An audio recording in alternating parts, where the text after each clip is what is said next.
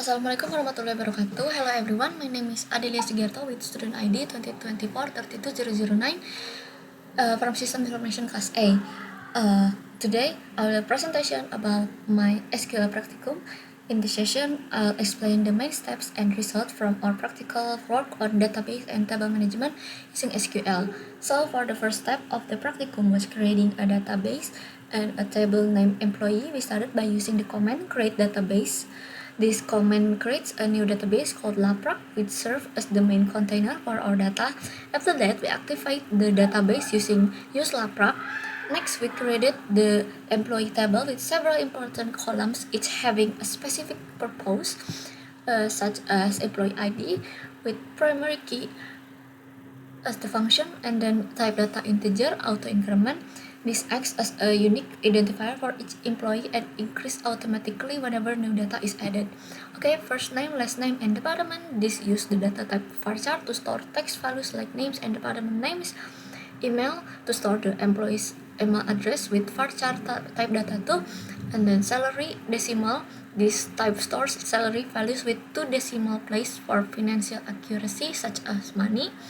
Tanggal lahir date, this stores the employee's date of birth in the standard year, month, day format. After the table was created, we needed to add a new column called alamat with varchar as type data. This command allows us to update the table structure without deleting existing data. By adding alamat column, we can store each employee's home address. This step shows how flexible SQL is when dealing with real-world data requirements. The next steps was inserting 3 employees' record into the table using command insert into employee. With the values, each row of the data represent one employee, including their first and last name, department, salary, email, birth date, and address. The salary columns uses the decimal format to ensure accuracy in representing money, and the date column follows the format standard. After running this command, our employee table contains real sample data that could be used to test other SQL operations like update and select. Once the data was inserted, we practice how to modify a record using the update command. For example, we use the following.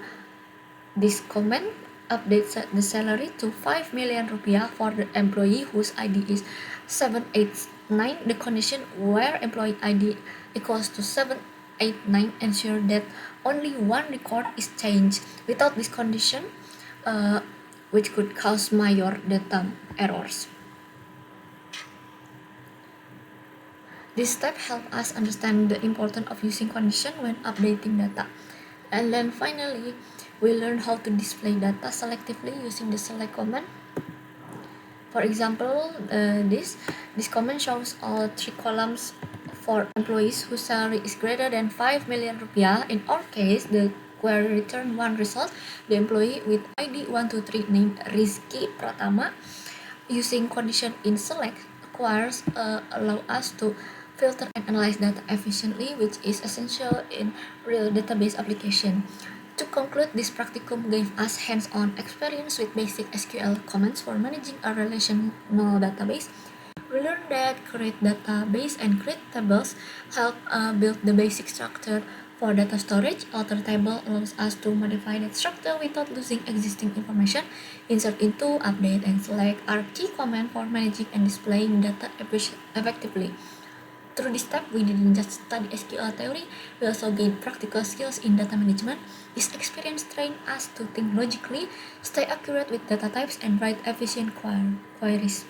Overall, this practicum successfully depend on our understanding of SQL and its role in managing database, a fundamental skill for anyone studying information systems or computer science. Okay, that's all from me.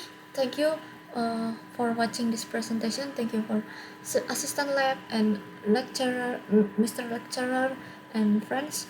I hope this explanation helps you understand how SQL commands work together to create, manage, and retrieve data efficiently. Wassalamualaikum warahmatullahi wabarakatuh.